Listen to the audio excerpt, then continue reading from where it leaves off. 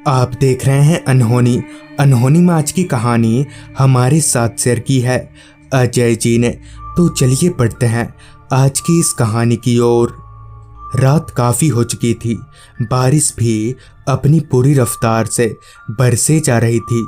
मैं करीब 1 घंटे से अपनी दुकान पर बैठे बैठे बारिश के रुकने का इंतज़ार कर रहा था, मगर बारिश रुकना तो दूर हल्की होने का भी नाम नहीं ले रही थी।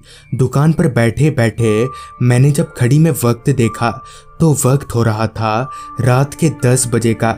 लिहाजा मैं अब और इंतज़ार नहीं कर सकता था, इसलिए मैंने निकलने का फैसला किया। दुकान बंद करके मैंने जब अपनी बाइक को स्टार्ट किया तो बारिश और भी तेज हो गई। ऐसा लग रहा था मानो बारिश को मुझसे कोई पुरानी दुश्मनी हो। खैर मैं और टाइम जाया ना करके बाइक को अपने घर के रास्ते पर आगे बढ़ाने लगा। मैंने हेलमेट पहन रखा था, इसलिए मेरा सर बारिश से बच रहा था। बारिश इतनी तेज थी कि मैं ना चाहकर भी बाइक को धीरे चला रहा था। रास्ता पूरी तरह से सुनसान और अंधेरे में डूबा हुआ था, क्योंकि बारिश की वजह से लाइट भी चली गई थी। इतनी तेज बारिश, ऊपर से सुनसान सी सड़क, चारों तरफ छाया अंधेरा और बीच बीच में गरजते बादल मुझे डर का अनुभव करा रहे थे। खैर अब मैं बाइक चलाकर जंगल वाले कच्चे रास्ते पर आ चुका था।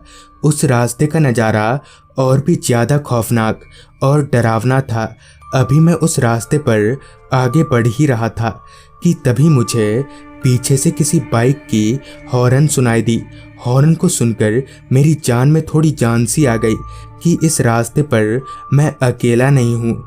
मैं रोड के एक साइड में चल रहा था, बावजूद इसके वो बाइक वाला मुझे बार बार हॉर्न बजाकर साइड होने को बोल रहा था। कुछ देर तक तो मैंने बर्दाश्त किया, पर जब वो बाइक वाला हॉर्न बजाता रहा तो मैंने उससे चिढ़ते हुए कहा, अरे अंधा है क्या?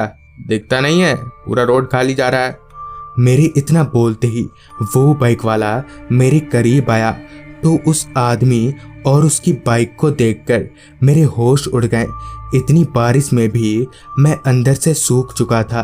दरअसल वो शख्स हूबहू मेरी ही तरह दिख रहा था, जैसे किसी ने मेरे सामने आईना रख दिया हो।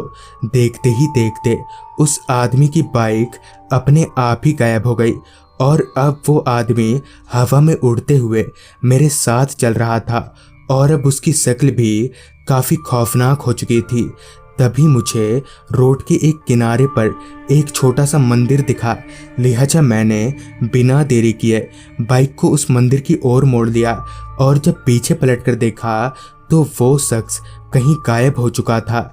फिर मैंने उसी मंदिर में ही रात गुजारी और अगली सुबह ही घर आया। तो दोस्तों, ये थी आज की कहानी। अगर आपके पास भी ऐसी ही कोई कहानियाँ हैं तो हमारे साथ ज़रूर शेयर करें। तो मैं आर्यन जल्दी ही मिलूँगा आपसे ऐसी ही एक कहानी के साथ।